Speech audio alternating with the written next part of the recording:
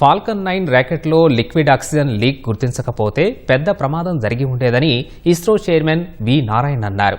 Leakage నివారణ కోసం Kennedy space సెంటర్లో ర్యాకెట్కు పలు పరీక్షలు నిర్వహించినట్లు తెలిపారు. లీకేజీ సమస్య పూర్తిగా పరిష్కరించినట్లు నిర్ధారించుకున్నాకే అంతరిక్ష యాత్రకు కొత్త తేదీని ప్రకటించినట్లు వెల్లడించారు. భారత వ్యోమగామి శుభాంశు శుక్లా సహా నలుగురి అంతరిక్ష యాత్ర పలుమార్లు వాయిదా పడింది. ఒకసారి వాతావరణం అనుకూలించక వాయిదా పడితే మరోసారి రాకెట్లో సాంకేతిక సమస్య తలెత్తి వాయిదా పడింది. ఈ నెల 11న ప్రయోగానికి ముందు రాకెట్లో లిక్విడ్ ఆక్సిజన్ లీక్ అవుతున్నట్లు అధికారులు గుర్తించగా ఈ సమస్యను విజయవంతంగా పరిష్కరించామని ఇస్రో వెల్లడించింది. ఇందుకోసం తమ బృందం తీవ్రంగా శ్రమించినట్లు తెలిపింది.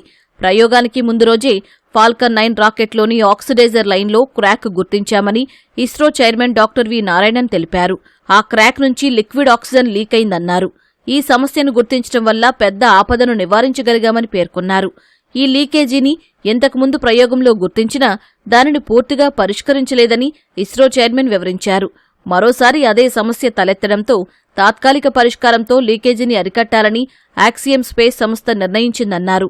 అయితే ఈ నిర్ణయాన్ని తాము తీవ్రంగా వ్యతిరేకించామన్న నారాయణన్ లిక్విడ్ ఆక్సిజన్ లీకేజీ కారణాలను పరీక్షించాలని పట్టుబట్టామని తెలిపారు. దీంతో యాక్సియం స్పేస్ సంస్థ రాకెట్ ప్రయోగాన్ని వాయిదా వేసినట్లు చెప్పారు. లిక్విడ్ ఆక్సిజన్కు చిన్న నిప్పురవ్వ తాకినా భారీ పేలుడు జరుగుతుందన్నారు. ఒకవేళ లీకేజీని గుర్తించలేకపోతే రాకెట్కు ఊహించని ప్రమాదం జరిగి ఉండేదని ఇస్రో చైర్మన్ వివరించారు.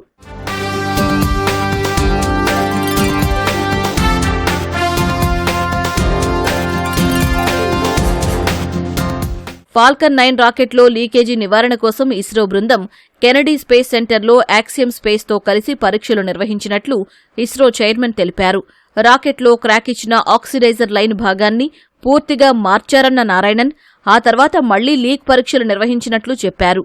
లీకేజీ సమస్య పూర్తిగా పరిష్కారమైందని నిర్ధారించుకున్న తర్వాతే అంతరిక్ష యాత్రకు కొత్త తేదీని ప్రకటించినట్లు వెల్లడించారు.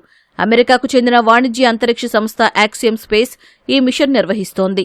ఇస్రో, అమెరికా అంతరిక్ష సంస్థ నాసా, ఐరోపా అంతరిక్ష సంస్థ ఈఎస్ఏలు ఇందులో భాగస్వామ్యం వహిస్తున్నాయి. ఈ స్పేస్ క్యాప్సుల్ను ఫాల్కన్ 9 రాకెట్ నింగిలోకి మోసుకెళ్లనుంది. ఇందులో శుభాంశు మిషన్ పైలట్ బాధ్యతలు నిర్వహిస్తారు.